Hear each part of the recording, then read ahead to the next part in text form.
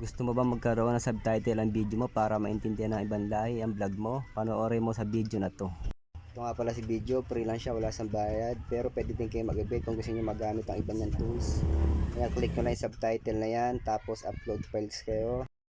Pagkatapos nyo yung maklik, hanap kayo ng files na gusto nyo i-subtitle.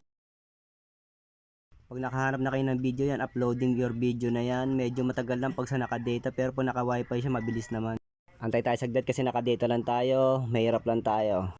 Yan, pagka 100% na siya, may lalabas dyan na select sa title. Para ma-select nyo kung anong language ang gusto nyo.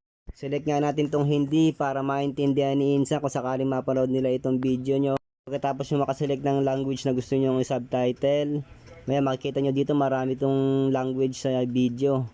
Nasa 100 plus yata to, mahigit pa. Yan, meron silang Arabic, Astur, Azerbaijan,